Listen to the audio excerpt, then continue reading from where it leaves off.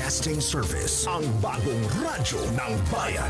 News and current affairs, music and entertainment. Sumasahim papawid sa ang sulok ng bansa mula Luzon, Visayas at Mindanao. Tapat at tunay sa serbisyo publiko. Hatid sa inyo ng 32 radyo ng bayan stations sa buong Pilipinas. Mas pinaganda, mas pinalawak, mas pinalakas. Ang bagong radyo ng bayan. Oras sa Radyo ng Bayan at buong Pilipinas, 8 minuto makalipas ang alas 8 ng umaga. Ang tipo kong negosyo. Ang tipo kong negosyo. Mahahanap mo rin ang iyong perfect match. Ang negosyong magsisilbing inspirasyon sa iyo at makapagpapaunlad ng iyong kabuhayan. Hindi lang door number 1, number 2 at number 3 ang magbubukas para sa iyo dahil samut-saring business ang matutuklasan sa Ang Tipo Kong Negosyo. Bukas na ba ang tindahan mo? Kasi bumenta ka na sa puso ko. Kung trabaho ko ay isipin ka, malamang, yayaman ako sa kaka-overtime. Miss, saan pwede magpa-register ng business name? Pwede ba? Sa tabi mo? Dito sa negosyo ko, murang benta ko sa lahat. Dahil, sa'yo lang ako magmamahal. Ang tipo kong negosyo. Sina Tess Ramirez at Direktor Thelma Dumpit Murillo sa Ang Tipo Kong Negosyo. Good morning! Magandang umaga ho! Ng Biyernes sa inyong lahat. Huling araw na para sa buwan ng Mayo taong 2013. Ako po si Tess Ramirez. Sumasa inyo ang programang Ang Tipo Kong Negosyo. Of course, ang aking partner sa programang ito natin sa inyo ng PBS at ng Department of Trade and Industry, si Director Thelma Dumpit Murillo. Director Thelma, good morning. Good morning, partner, at good morning sa lahat ng ating mga suking taga-subaybay dito sa ating programang Ang Tipo Kong Negosyo. Yes. Kamusta ba? Biyernes na naman. Ang bilis nga ng araw at pasukan na sa Lunes, ha? Oo nga, tapos na ang summer vacation, andyan na ang ulan, at pasukan na rin sa karamihan ba, partner? Next week na ang umpisa? Karamihan. Oo, sa mga public schools, karamihan next week ang umpisa, pero private yata hindi pa sasabay. Sa next week pa sila yung iba. Oo. Pero yan, naghahanda na ang lahat. Yung iba, nakabili na ng uniforme nila, ng school supplies. Yung iba naman na hindi pa nakakabili, mabuti at makinig kayo dahil ang partner, ang sasabihin natin ngayong umaga, pag-uusapan ang lahat ng may kaugnayan sa pagbubukas ng klase. Ayun, since balik eskwela tayo ngayon, ang tema ho ng Ang Tipo Kong Negosyo ay School is Cool. Strict ang budget ko eh.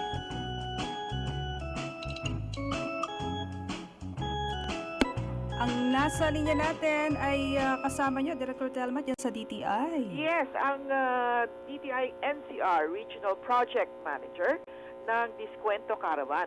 Walang iba kundi Carolina Lynn Carbonell. Good morning, Lynn.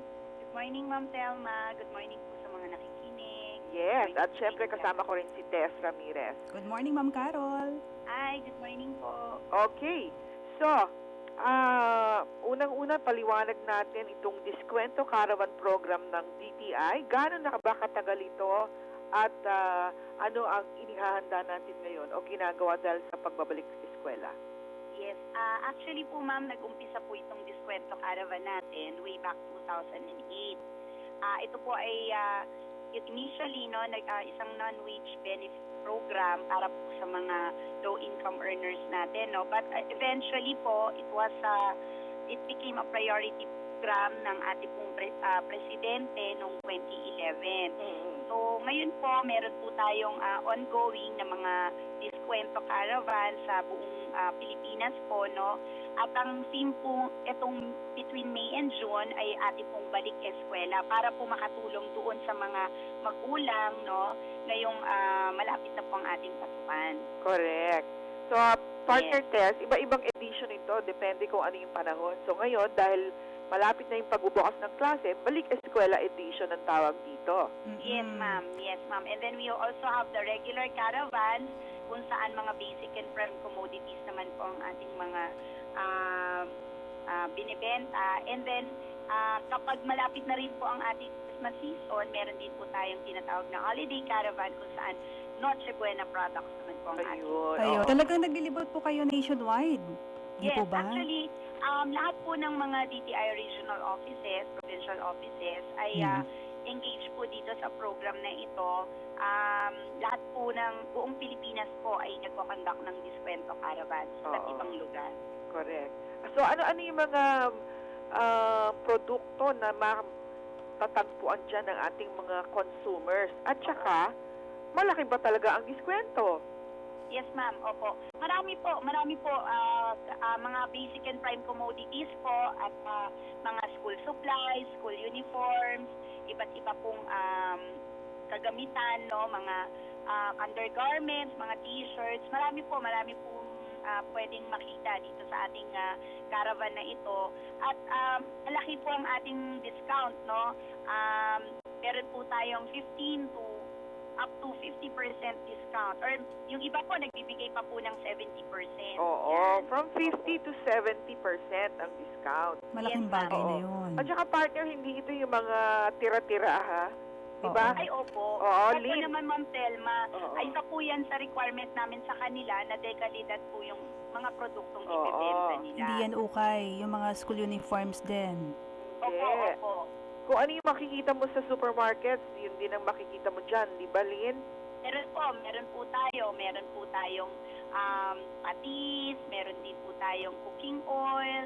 Yan, sa mga balik eskwela naman po, meron po tayo dito yung mga school bags, Oo. yan, mga notebooks, opo, uniform. Actually, Ma'am Telma, meron po tayong ongoing ngayon Oo. na balik eskwel for NCR po. Meron tayo sa Valenzuela.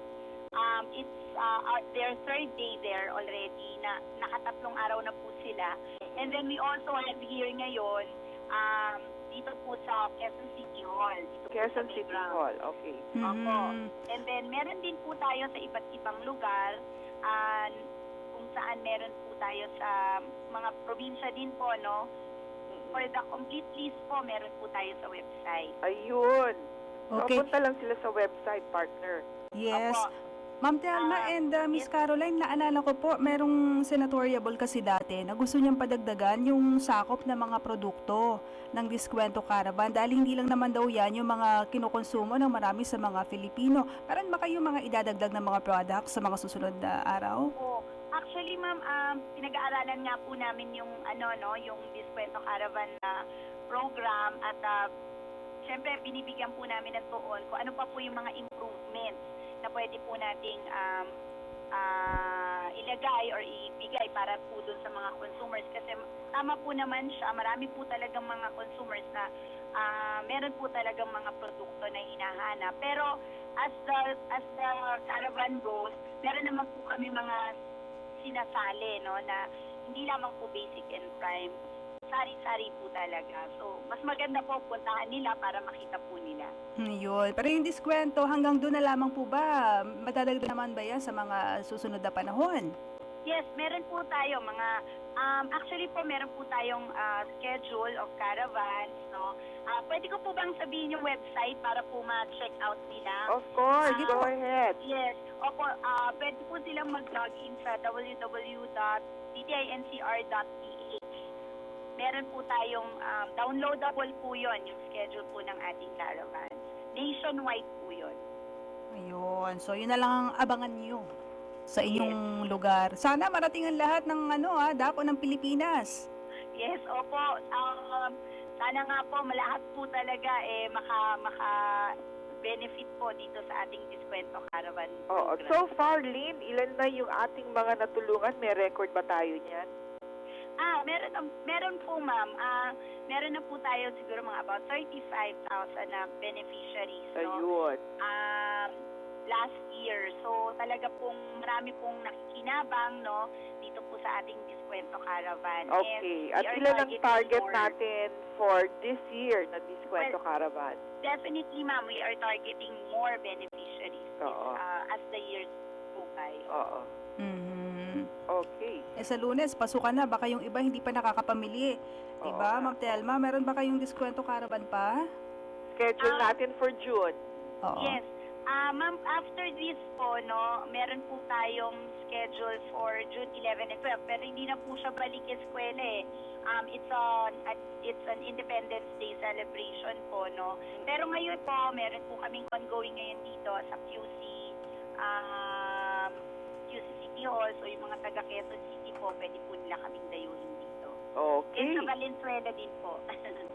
Valenzuela. Ayun, okay. So, makikita naman nila yung schedule, sa website? Yes, opo, meron din po kasi tayo sa mga probinsya, no? Makikita po nila yun sa website para po dun sa mga nasa malayong lugar. Oo. They can check out po our website or call our DTI Direct 751-3330 for the schedule. Okay. So, thank you very much, Thank you po. Lynn. Thank you rin po sa inyo. Thank you, Miss Lynn. Thank you po. Thank you, ma'am. Good morning. Ayan po mga kaibigan, si Miss Carolina o Carolina Lynn Carbonell, DTI NCR Regional Project Manager. At magbabalik pa po ang tipo kong negosyo. Sandali lamang ho. Bayan Patrol Report. Papasukin natin ang hatid na ulat mula sa Radyo ng Bayan Legazpi sa pamamagitan ni Nancy Medjavillo. Nancy, good morning. Maraming salamat, kasama Tess. Good morning sa mga tagapakinig natin sa buong Kapuluan, TGIF. All systems go na sa pagsisimula ng klase dito sa Bicol sa darating na Hunyo address. Araw ng Lunes, ayon kay Dr. Roy Banyas, ang tagapagsalita ng DepEd sa reyon. Anya halos tapos na rin o patapos na rin ang enrollment ngayong maghapon habang handa na ang mga silid-aralan at halos lahat ng kailangan sa opening of classes. Kanyang sinabing halos 2% ang projection ng DepEd Bicol ukol sa pagtataas ng enrollees sa mga public elementary at secondary schools sa buong rehiyon kung ihahambing noong nakalipas na taon. Kanyang sinabi ito ay dahil sa pagtataas ng tuition fee at iba pang mga babayarin sa mga pribadong paaralan sa buong bansa. Anya halos sa abot ng 1.7 milyong mag-aaral sa public elementary at secondary schools ang papasok sa darating na Lunes sa buong rehiyon. Ito ay mula sa dating 1.5 million. Kaugnay nito, sinabi naman ng CHED Bicol sa kabuang 158 higher education institutions sa Bicol, 23 sa mga ito ang magtataas ng kanilang tuition. 9 sa Albay, 7 sa Camarines Sur, 3 sa Camarines Norte, 2 sa Sorsogon, 1 sa mga probinsya ng Masbate at Catanduanes. Ang bisa ng tuition fee hike sa mga universidad at kolehiyong ito ay para sa school year 2013 hanggang 2014.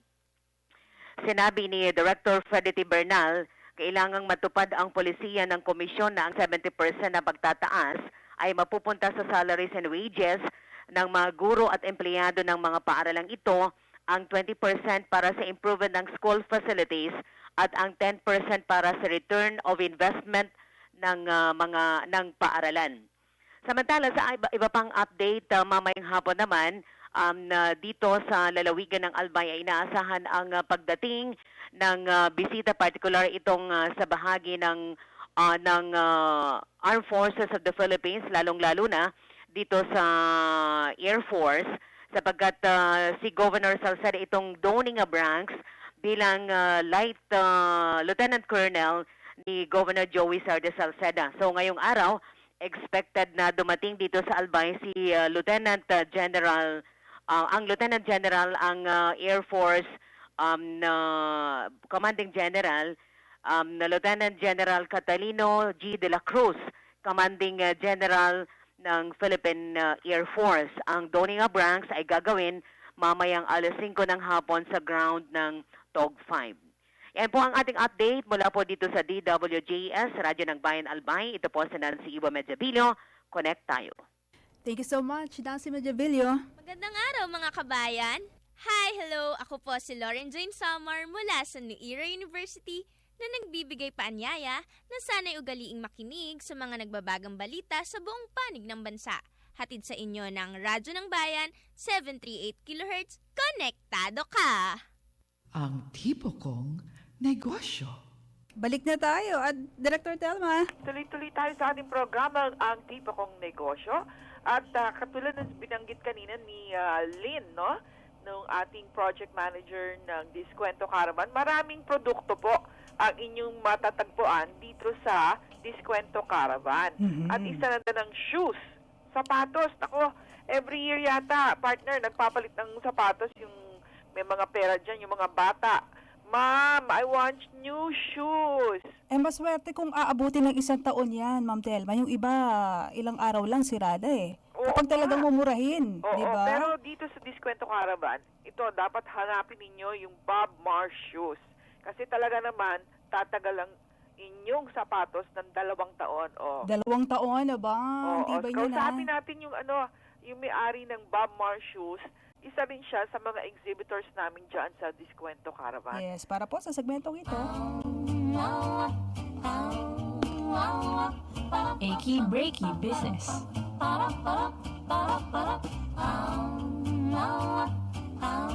Si Miss Marilinda Magbag, ang owner ng Bob Marsh Shoes. Good morning, Miss Marilinda. Ay, good morning.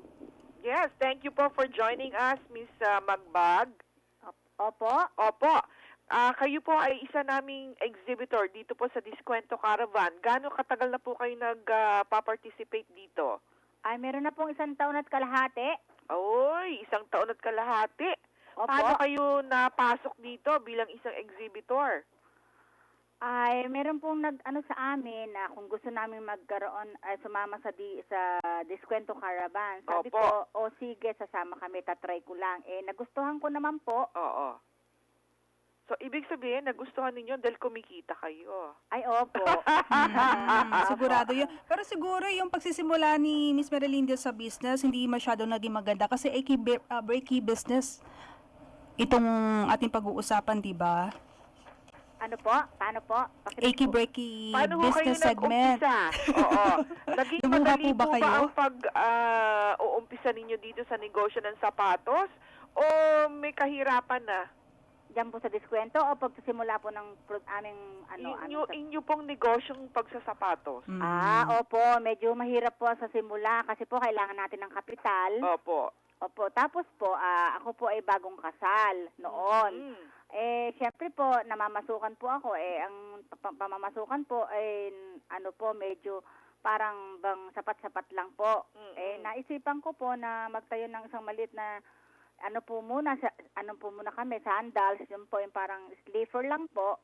Tapos po, ang sabi po ng mother ko, ituloy-tuloy ko na po ang paggawa ng sapatos na basta lang po kami susunod sa padron, yung pong pattern. Yes. Opo, pagka sinundan ko po daw yun, matututo na po daw akong gumawa ng sapatos. Yun nga, ang pansin lang partner sa mga gawa sa atin noon kasi pangit yung pattern, ang titigas pati ng materyales. Nako, puro Diba? kalyo yung magsusuot niyan. Oo, di ba Lynn? Ay, opo, pero kasi po ako ay casual. Kaya po ang inano ko pong ay target ko po ay mga cloth or canvas, ganyan po. At saka meron po minsan kami ng leather pagka po export, synthetic, ganyan po. Kasi po, ang canvas po daw ay kahit po umuulan o umaaraw, ay nabibili po daw yan. Kasi po pwedeng labhan. Yun po. Okay. So, ilang tao ang natutulungan ninyo? Ay, nung araw po, ay nagkaroon po ako ng export sa Japan. Ang order po sa akin ng export ng Japan is 45,000. Wow! Opo, kaya po ang nangyari, nag-hire po ako ng maraming tao. Como po naman ngayon, medyo bumagsak po ang ng Marikina, kaya po nabawasan po ang aking tao. Ayun, balita po namin, nung 80s daw, malakas yung inyong negosyo kasi umabot sa 100,000 pairs ng shoes, yung nilalabas nyo taon-taon. Totoo po ba ito? Ay, opo, kasi po uso po yun, yung espadrille na tinatawag na pang-casual shoes po ng men's, ladies and children. Ay, opo, yun, kasi po, lahat po ng market ay namin, mas pumupunta po sa amin kasi po meron kaming inimitate na style na kagaling po sa Spain. O, yun po, na parang nakuha ko po siya, yun, marami po siyang umu-order. Ako, dapat makasubukan natin, partner, yung sapatos ni Miss Magbag. Yun nga, O, katiba sige yan. po, try niyo po. So, ito po ba ay nandito na sa mga department stores bukod sa Diskwento Caravan? Ay, nagsusupply po ako sa sa Rusty Lopez at saka po sa SM. Opo. At nag-e-export pa rin po kayo? Opo, pagka meron pong gustong bumili sa amin na ng pang abroad, yun po, meron pong nagpupunta yung mga buyers, tinitingnan po ang aming mga style. Meron nga pong pumunta rito na Saudi, kaya lang po masyado po naman, maganda po ang kanyang offer sa akin, marais yung o-orderin. Oo. Kaya lang naman po, sobra pong baba. Parang wala na po akong kikitain. Oo, parang siya lang ang pinagtrabaho mo. Opo, kaya tinanong po. O yung mga tauhan pala ni Aling Marilinda dati, 100, pero naging 30. Bakit po? Ay, siyempre po, humihina po ang negosyo dito sa Marikina. At siyempre po, meron pong uso-uso pong mga style. Siyempre po, kailangan magsumunod kayo sa style. Kaya naman po marami akong hinard noon kasi po, madaling gawin yung aming sapatos, bukod pa ho doon, mabili. Oo. Siyempre ho, pagka tag-ulan, medyo hindi po ang tela. Gusto nila mga synthetic at mga leather. Kaya naglalaylo po ako pagka ganun. Pagdating naman po ng mga bandang October, yung po ibayang ng pang-summer, doon po nag-hire po uli ako ng mga tao. Pero hindi na po 100. Ganun po. Ayun, okay. Yung pang design ninyo, saan ninyo kinukuha? Yung po mga design, minsan po ay sa isip ko lang, minsan naman po ay nagtitingin po ako sa internet, pero dinirevise ko po. Talaga? Hindi po yung koko yung mismo yung nasa internet. Oo. Kasi po marami na pong kamukha yun. Kaya ang ginagawa ko po, nire-revise ko po ang cover ng heels, at saka po yung trend ng tao, kung anong gusto ng tao. Ganun po Wow, ang ginagawa galing ko. naman. Opo. Kaya po, para maiiba ko sa iba, na ibang style lang aking gawa, yun po ang mini-maintain ko. Kasi po, pagka po puro kami leather or synthetic, halos pare-pareho na po kami. Kaya ang ginagawa ko po, inire-revise ko po lahat yon para ma-unique naman ang tao. Ayun.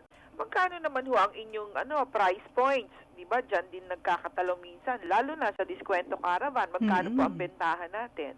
Ay, kami po ay halos factory price po ang binebenta ko sa sa Diskwento Caravan. Opo. Kumbaga po, ang hulog ko sa tindahan, papatungan ko po lang ng mga 50 pesos, ganun po. Talaga? Opo, kasi po, bilisan po, at least pera na po agad yun. Oo. Sa tindahan po, yuhulog po namin, i-check po sa amin ng mga 3 months, ganun po, 2 months. Oo, tagal mag-aantay nila pa po. magbayad, Opo, ganun po. Kaya po, at least yung Diskwento Caravan, malaking tulong po yan sa mga namimili rin po. Dahil murang presyo. That's right. Oo, pero yung iba, pumipili sila ng galing sa ibang bansa, kagaya ng gawa sa China. Ano yung kaibahan po ng inyong sapatos doon? Ay, ang amin po naman kasi po ganito po. Sa China po, pag bumili po kayo ng sapatos, meron po sila kasing last ng sapatos. Halimbawa po, binili niyo po yung sa China. Minsan po hanggang 3 buwan lang po yung yung pinatagal ng sapatos kahit hindi Yung po niyo buhay. ginagamit. Oo. Kasi po nag-try na po akong bumili ng China. Nung pong hindi ko po siya ginagamit, pagtingin ko po dun sa sapatos, umangat na po. Oo nga. O, ganun Ngumiti po ka kasi- agad. Opo, kasi meron po silang pandikit na parang hanggang 3 buwan lang po. Marupok. Opo, hindi po katulad dito sa Pilipinas, tinetest po ang ang pandikit. Hindi po basta-basta bibili kayo ng pandikit na yung lang na sandali lang aangat. Dito po, tinetest muna namin, katulad po yung kami nagkaroon ng export sa Japan, mahigpit po ang Japan. Ay, oo, yung standards dyan, mataas. Opo, ang ginawa po ng Japan, yung pong sapatos ko nilagay sa frigidaire, sa freezer, for almost one day. Ha? Opo, ilalagay po sa freezer. Tapos po, titingnan po nila yan, babalik sila, titingnan nila, i-round po nila yan, pipigain po nila kung aangat po. Siguro yun yung tinitest nila, kunyari winter. Opo, ganun po. Opo, yung para kung aangat po yung swela. Oo, ganun po. Kaya po kami, talagang tinitingnan namin ang quality ng pandikit. Okay. Ayun, So, meron ba lalo kayong ngayon, magtatagulan website para na. makita naman ng ating mga taga-pamili, pagpipilian nilang mga design ng sapatos o lahat ng binibenta nyo? Ay, meron po akong website. Yung pong aking anak ay meron pong website yon, pero hindi ko po alam na kasi po nag-o-online yon. Pero makikita niyo po ang sapatos namin. Meron po kami ditong trade fair na tinatawag sa Marikina. O, meron po kaming display doon. Okay. Tapos sa Diskwento Caravan, meron po rin. Pagdating po naman ng September, meron po kaming Marikina Festival ng Shoe Festival. Sa festival, meron po kaming outlet dito sa Marikina na ginagawa ng aming mayor. At saka pumupunta po kami sa bawat LGU dito sa Marikina, ay sa Manila, para naman po mabigyan namin ng mga factory fries ang mga nag-oopisina. Oo. Okay, ayan. Aling So, Melinda. Oo, Naku, good sana luck ngayong... sa inyo po at maraming salamat sa inyo pong parang kawang-gawa na din ito, partner, Correct. diba? Kasi Maraming natutulungan sila. Oo, maraming natutulungan. So, ano po ang telepono ninyo para po dun sa gustong makipag-ugnayan? Mhm. Ito pong landline namin, kung meron pong may gusto magnegosyo na para magbenta-benta, pwede pong pumunta rito sa aming factory at mabigyan po ng brochure. Oo. Ang number ko po ay 369-4372. Okay. Ang aking pong cellphone number sa Globe ay 0917-522-0804. 0917-522-0804. 0804. Thank you very much, Opo, Mrs. thank you po. Magbag. Sige po. Salamat Maraming po. salamat din po. Good morning to you. Okay po. Ayan ang ating balik eskwela exhibitor, si Miss Merelinda Magbag. 35 minutes after 8. Bibigyan daan po muna natin ng ilang mga mahalagang paalala. Magandang araw po sa inyo lahat. Ako po si Jericho Rodriguez ng Trinity University of Asia na nag-aanyayang laging makinig sa Radyo ng Bayan ng Philippine Broadcasting Service. Hatid sa inyo ng himpilang ito ang mga programang makabuluhang impormasyon at balanseng pagtalakay sa mga isyu ng bayan. Halina't makinig sa Radyo ng Bayan ng Philippine Broadcasting Service dahil dito, konektado ka. Hi! Ako si Benzi Caracas, Communication Arts student ng Colegio de San Lorenzo. Inaanyayahan ko kayong makinig dito sa DCRB Radyo ng Bayan, 738 kHz dahil dito sa Radyo ng Bayan, konektado ka! Kung saan ka pa naghahanap ng business opportunity, sa akin lang, may opportunity ka na. Pwede ba kitang abutin? Ikaw kasi ang pangarap ko. Sa'yo na yung SSS, GSIS, pati ng PhilHealth ko. Basta, akin lang ang pag-ibig mo Ang budget ko sa'yo ay limited. Limited edition. Ang tipo kong negosyo. Sina Tess Ramirez at Direktor Thelma Dumpit Murillo sa Ang Tipo Kong Negosyo. Dito po sa programang Ang Tipo Kong Negosyo, kami pa rin ang inyong nakakasama until 9 in the morning, 8:36 na po. At ang programang ito ay sabayang napapakinggan sa himpilang DZRB, Radyo ng Bayan, at sa aming kapatid na himpilan, ang DWBR FM po naman yan. And also nationwide, kami po ay napapakinggan sa pamamagitan ng internet. Live streaming sa pbs.gov.ph. I-click nyo lang ang DZRB or DWBR at presto. Maririnig nyo na po ang lahat ng usapan dito sa programang Ang Tipo Kong Negosyo. Di ba, Ma'am Thelma? Of course! Kahit saan, kahit kailan. Ayan. Pwede nyo kaming i-access, di ba? Okay, so kanina partner, ako natutuwa ako dun kay Miss Magbag. Alam mo, bukod sa nakakatulong siya, yung nagbibigay ng discounted na mga sapatos, nagbibigay din pala siya ng trabaho.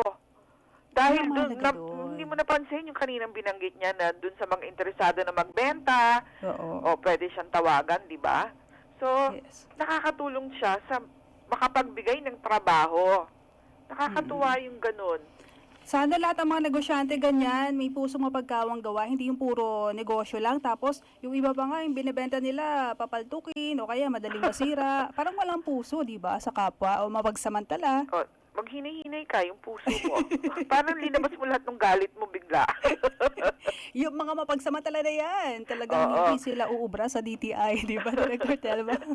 Okay. Anyway, yung mga ganyan, yung mga SMEs na ganyan, at yung mga gustong maging SME o maging entrep, tinutulungan ng DTI yan.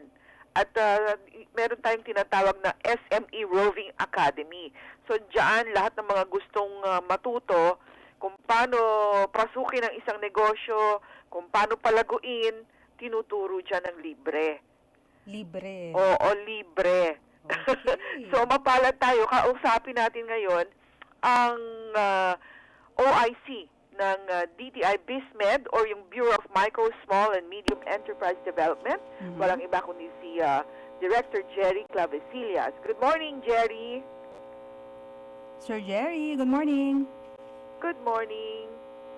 Naku, naputol yata yung ating linya. Nawala. Sa line 2 siya di ba? Oo. Sige, antayin natin. Anyway, yun nga yung sinasabi ko, itong SME Roving Academy, parang ano din ito, yung diskwento caravan na umiikot. Oh, ito naman, imbis na nag-set up sila ng mga diskwento caravan o yung mga sale, ganon, ito, umiikot sila para magturo.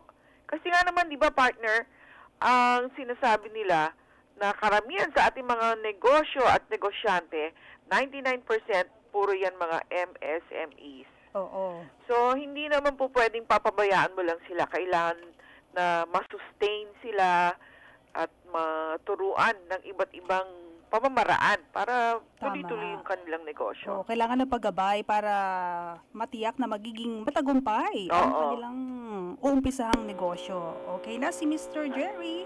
Okay, nandiyan na yata si Director Jerry Clavecillas. Good morning, Jerry. Good morning, Miss Telma. Good morning, Miss Paz. Yes, welcome to the program. Yes, thank you. Oo. Okay, so ikaw ngayon ang namamahala sa BizMed. Ano ba ang ating aasahan ngayon sa BizMed? At unang-una pala, ano ang mandato ng inyong bureau?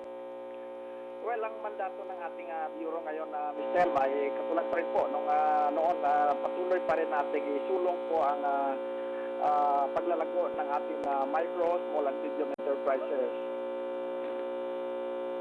So marami tayong mga programang nakalaan ngayon para sa ating mga MSMEs. In fact, tuloy-tuloy po natin ngayon na pinopromote itong pag-train sa ating mga MSMEs sa iba't ibang dako ng bansa. That's right. So far, ilan na ba yung mga natulungan natin ng mga MSMEs at papaanong paraan? Well, ngayon alam niyo mo, Ms. Telma, di ba meron tayong ngayon, yung tinatawag natin scorecard sa Gusto. So, mayroon tayong target for this year na mga around 75,000 MSMEs na dapat nating tulungan. So, ngayon, ang paraan ng ating pagtulong ay sa pamamagitan ng tracking system natin. Kasi dati, di ba, para sa programa na tutulungan natin ng mga iba't ibang ahensya ng pamahalaan, maging ng mga pribadong sektor. So, bakit hindi natin tututukan kung anong nangyari doon sa ating mga natulungan? Correct. Ba patuloy na lumalago o nalalago sa negosyo? So, ngayon ang ating gagawin ay kasama ang ating mga iba't ibang partners sa both government at sa private, itatrack natin. So parang magkaroon tayo ng academy. Actually, ang bagong programa natin ngayon, narinig ko na siguro yung ating SME Roving Academy. Yes. Kung saan ay mayroon tayong parang registration process na lahat po ng tutulungan ng ating mga partners in government at saka private ay ilalag natin. So, natin yon, i-monitor natin kung ano ang mga naibigay na tulong at kung ano ang nangyari at kung ano pa po ang mga kailangan ng tulong at nang sa ganon ay ultimately ay makita natin ang ating mga MSMEs na talagang umuunlad. Ayun. Ma'am Telma, nagro-roving pa lang ngayon si Mr. Jerry, kaya ganyan yung signal. Nasa Batangas siya? Sir Jerry, nasa Batangas po kayo ngayon? Nasa Batangas kami ngayon kasi meron pang tayo dito ngayon, planning session, So medyo klaro ba? Meron lamang May humming. May humming sound. Oo, parang humming sound. Maliwanag naman ang dating nyo dito sa amin. Oo. Okay. So, ngayon, ang bago pala dito ay itatrack na ngayon yung mga SMEs na tinutulungan. Yes. Okay. So,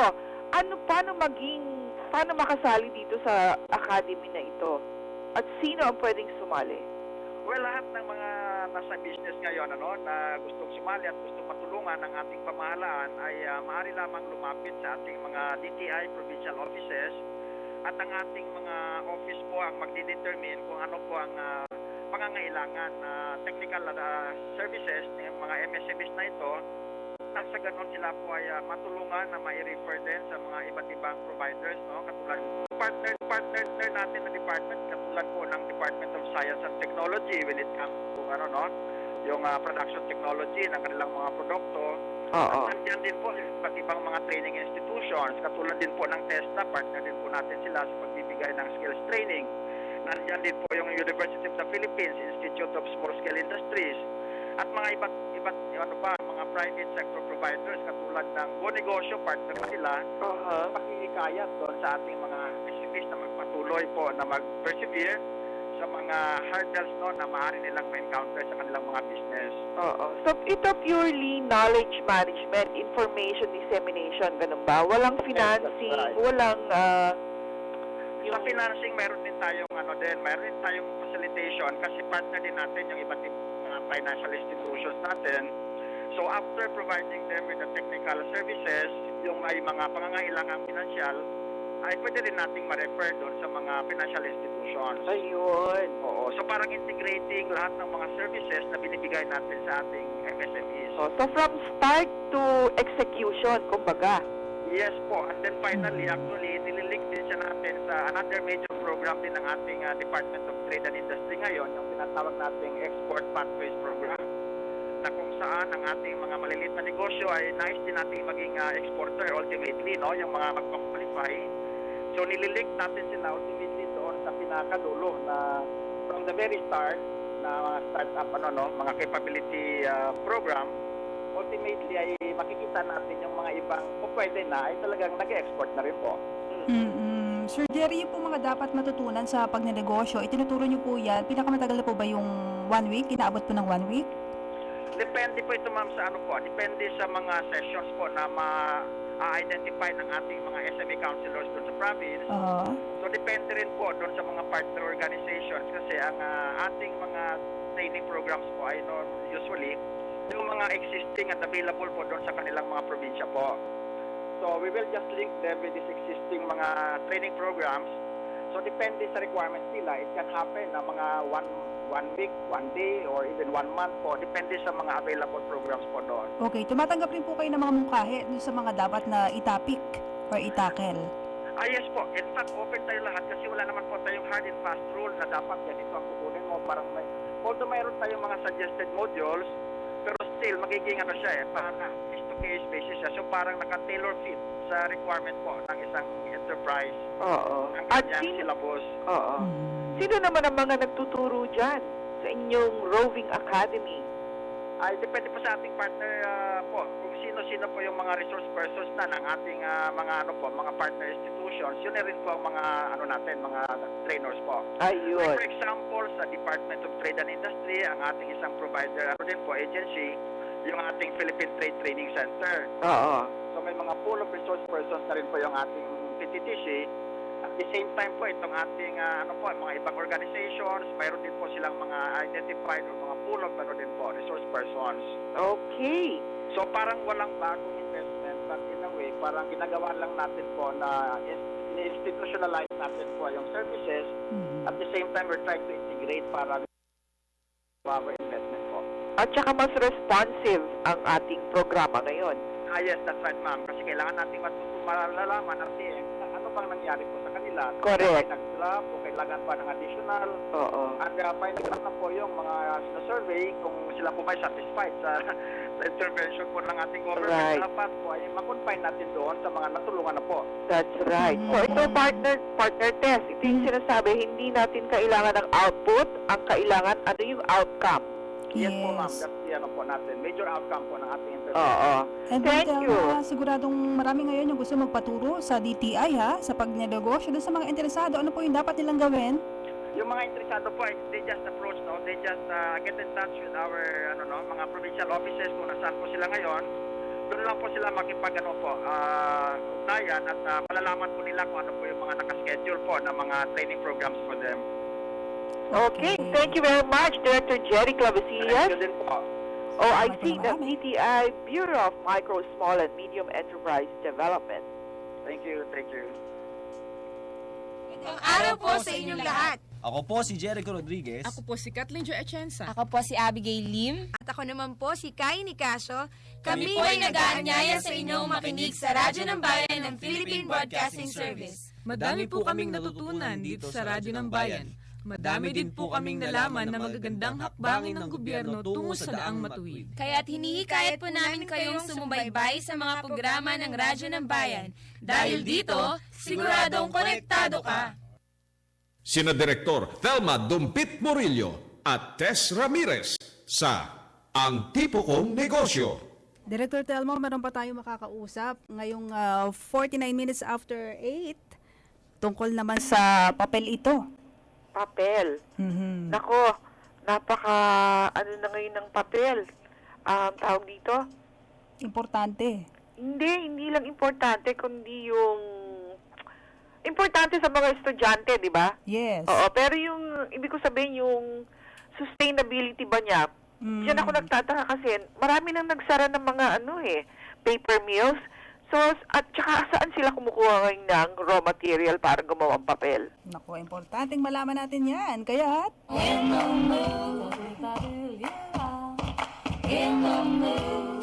Sulyap.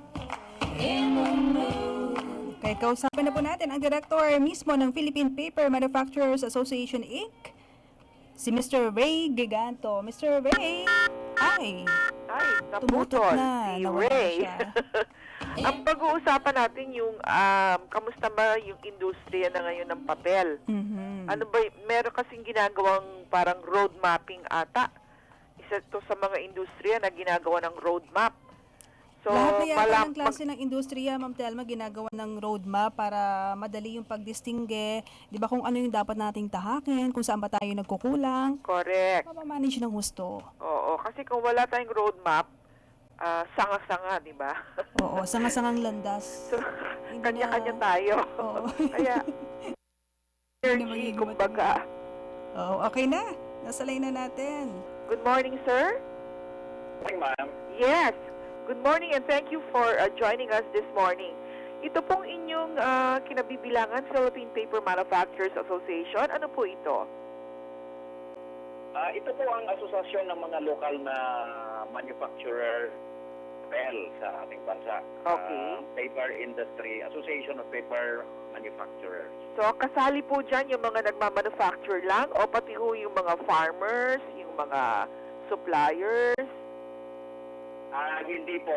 Mga manufacturers lang po ito strictly. Of course, yung interest ng mga stakeholders ay kasama sa agenda ng Manufacturers Association natin. I see. Okay. So, kamusta na po ang kalagayan ng ating pong industriya ng papel? Ang ating pong local na paper industry ay humina o lumiit ng about 20%. 20%? So, Dahil ho sa ano? mula sa original na kapasidad na 1.6 million tons of paper a year. Dahil ho sa pagsara o closure ng halos kalahati ng mga paper mills natin na lokal. Okay, ibig po ba sabihin ay hindi maganda yung pagnenegosyo ng papel kaya nagsara? O dahil sa kompetisyon o sa taas ng kuryente o ano po? Maraming factors. Ang isa sa pinakamalaking dahilan ay ang pagpasok ng mga imports. Okay. At saka yung kakulangan ng raw material sa loob ng bansa para pagpagawa ng papel at kasama na rin yung mahal na elektrisidad at saka enerhiya. Mr. Ray, ilang paper mills po ba yung operating sa Pinas ngayon? Hello?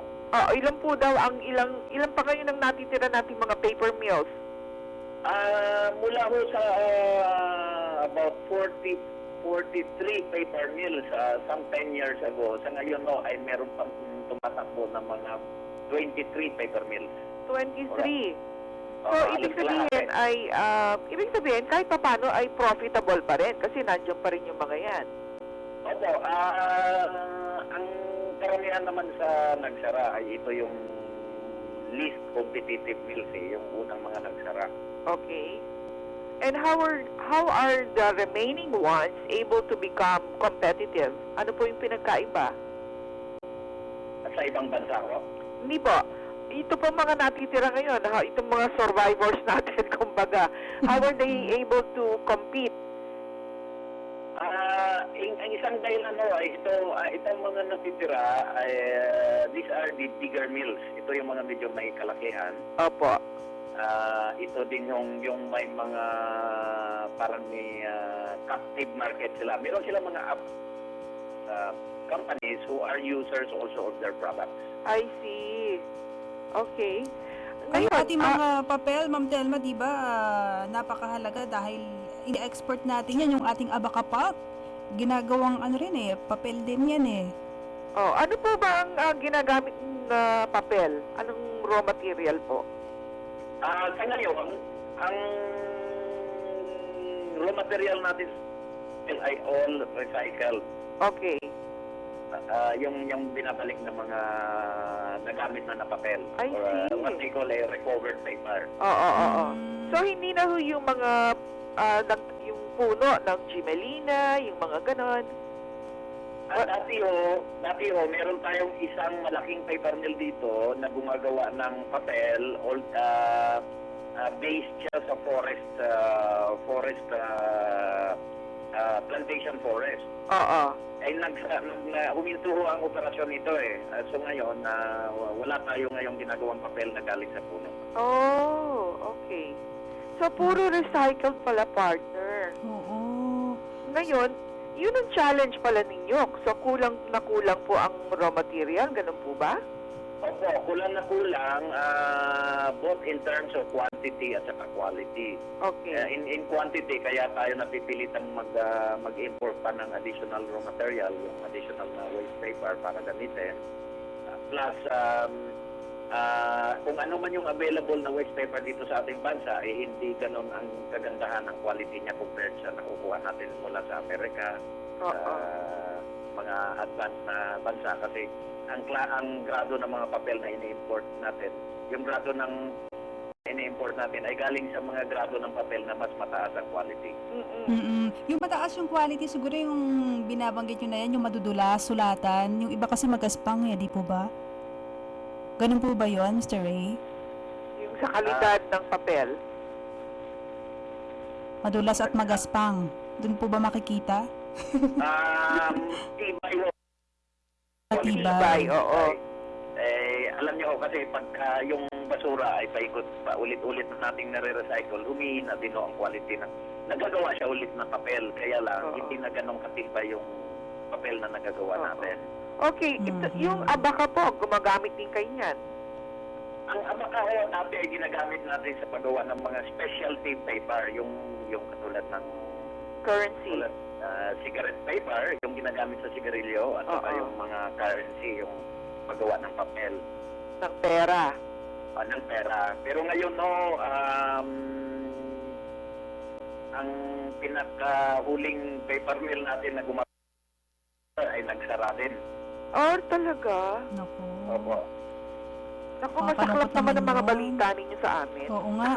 Pero sa palagay niyo po, ano pong support programs yung kailangan ipatupad? Dapat positibo tayo, di ho ba? Ano yung dapat nagawa ng paraan? Ano po paano po natin hinaharap ito po mga challenges? Let's not call it problems, but challenges. Kami sa Association ng Local Manufacturers, kami po ay nag-submit sa the Department of Trade and Industry ng yung pinatawag na Industry Roadmap. Yes. Basically, yung nandoon sa roadmap natin ay tinukoy natin yung ano talaga ang mga root causes ng problema ng lokal na paper. We gave recommendations kung ano ang mga solusyon. Oo. Pwede niyo pong mabanggit ano yung mga recommendation ninyo? Numero 1, ang solusyon ay pag-solve kasi ang paggawa ng papel, 60% niyan ay materyales yung ang value niyan ay materyales. Okay. So, ang pinakaunang solusyon natin doon ay sulbahin yung kakulangan ng raw material. Okay. One, developing our local capacity to recycle more Okay. So, mababa ngayon ang recycling rate natin sa bansa eh. Ayun In ako, spite sana of in spite of yung ating batas, yung National Solid Waste Management. Oo, hindi pa naman ho kasi napapatupad 100% yung mga batas na yan eh. Sa ngayon, we are only recycling about half of every paper and board that we are using. 50% lang. 50%.